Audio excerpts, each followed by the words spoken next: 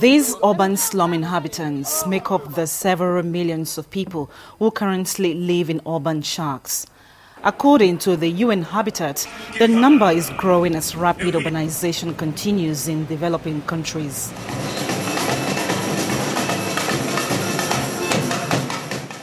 Since 2002, biannual conferences have been organized to assist slum dwellers reclaim their rights. President Lula da Silva kicked off the 5th session of the World Urban Forum in the presence of heads of state and high-level dignitaries. Your participation leaves no doubt that the challenge of urban squalor might be deepest in Africa, but the good news is that with leaders engaged at the highest level, the solution cannot be far from sight. It is about fighting slums and not the slum dwellers. And it is about fighting poverty and not fighting the poor. By 2050, it's predicted that almost 2/3 of the world's population will call urban and metropolitan areas home. What the U.S. experienced over a period of centuries is occurring around the world in a matter of years. The rural population, at least in the initial development stages of countries, produces the raw materials, which then are transformed into finished products by the city dwellers. In the coming decades, up to 2/3 of all people will live in cities. Many will have to cope with devastating urban poverty and the worsening impacts of climate change. Besides various dialogues and meetings amongst member nations, professionals and civil society groups, the UN Habitat launched a World Urban Forum campaign for collective support. The UN Habitat Executive Director Ananti Baijuka also launched her book on building prosperity, housing and economic development.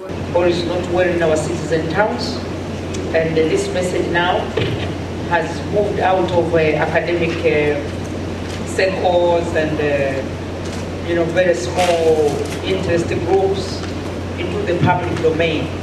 I think that's the main outcome. And unless something is in the public domain, you will never get the political will you need to move to action. Survival of humanity depends on the success of an urban world. Then number two, the survival of nations. The peace, the health, the prosperity of nations, their citizens, and the entire population, at whatever segments we look at, will depend on the successful management of cities. Through a video message, the U.S. Secretary of State Hillary Clinton stressed the importance of private-public partnership in curbing urbanization challenges. We must strengthen public-private partnerships, enforce good governance, and continue developing innovative financing tools to enable local authorities to balance the needs of their people. The challenges of urbanization are linked to everything from democracy and human rights to climate change and global health. A conference of this magnitude cannot be said to be successful without follow-up mechanism. And indeed, promises have been made and money pledged. Whether there will be significant improvement within 2 years when the world meets again, especially within communities that need the assistance most, is not certain. About 14,000 participants from 150 countries attended the session.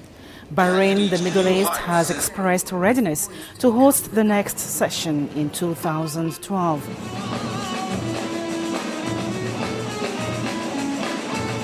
In Rio De Janeiro, Brazil, Vivienne, Irikefe, STV News.